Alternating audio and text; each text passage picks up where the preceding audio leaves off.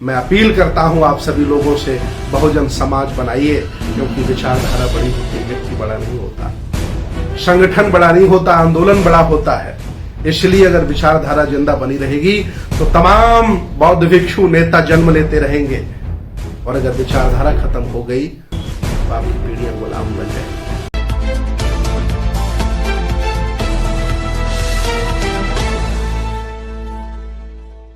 सम्मानित मुल्क के मालिकों, मैं बौद्ध भिक्षु सुमित रतन।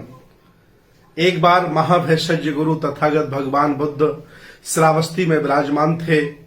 तभी एक छोटा सा किसान जो व्यापारी बन गया था भगवान बुद्ध के पास आया और कहने लगा कि मैं पिछले कई वर्षों से व्यापार कर रहा हूं, लेकिन मेरी प्रगति नहीं हो रही है, मैं तरक्की नहीं कर रहा हूं। तभी तथागत भगवान बुद्ध उसको समझाते हुए कहने लगे कि हे किसान, हे व्यापारी, आदमी संसार में जन्म लेता है और जब से वह जन्म लेता है, जब तक वह 4 महाभूतों में विलीन नहीं हो जाता, तब तक वह अपनी आंखों से दूसरों को देखने का काम करता है। कभी किसी का बड़ा घर देख करके रोता है, कभी किसी की शख्सियत, किसी का नाम मान सम्मान देख करके मरता है, कभी किसी की गाड़ी देख करके जलता है, और कभी किसी की सुंदर पत्नी देख करके भी मरता है। यह संसार का व्यक्ति जब से जन्म ले लेता है और जब तक ये 4 महाभूतों में विलीन नहीं हो जाता, तब तक यह अपनी आंखों से दूसरों को देखता रहता है। हे व्यापारी, हे किसान, अगर आदमी ईमानदारी से अपनी आंखों से अपने आप को देखने का काम करता तो मसीहा बन गया होता, मसीहा। लेकिन ये मूर्ख है, ये पागल है, ये समझ नहीं पा रहा है कि अपराध हमसे ही हो रहा है और उस अपराध का बोध भी उसे नहीं हो रहा है। इसलिए आप दूसरों को देखने की बजाय अपने काम पर, अपने व्यापार पर दिमाग लगाइए, ध्यान लगाइए। मुझे आशा ही नहीं, पूर्ण विश्वास है कि आप सफल होंगे, आप प्रगति करेंगे। अब्राहम लिंकन का एक स्टेटमेंट है, उन्होंने कहा है कि मुझे कोई अपनी आधी संपत्ति दे दे, आधा राज्य दे दे, तब भी मैं अपनी महफिल में दुश्मन की चर्चा नहीं करूंगा। अब्राहम लिंकन कहते हैं कि मुझे कोई आधा राज्य दे दे, पूरी संपत्ति दे दे, तब भी मैं अपनी महफिल में दुश्मन की चर्चा नहीं करूंगा। मेरे बहुजन समाज के लोग अपने पैसे से मंच बनाते हैं, चंदा जुटाते हैं और सुबह से लेकर शाम तक दूसरों की बात करते रहते हैं। अरे दुश्मन की बात तो ठीक थी, समान विचारधारा के सामाजिक, राजनीतिक, धार्मिक लोगों की वो आलोचना और बुराई में अपनी पूरी जिंदगी बिता दे रहे हैं।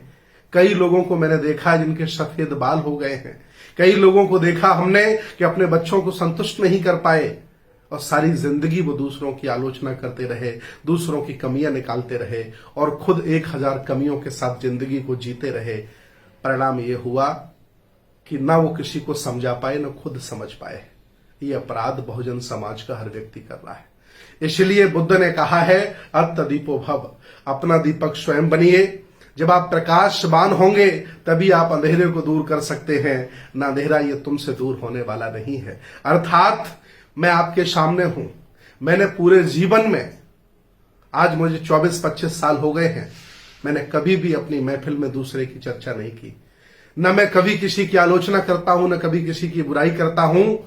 और मुझे मालूम है कि जो अच्छा कार्य करता है, बेहतर कार्य करता है, उसको दबाया सताया जाता है, उसकी आलोचना की जाती है।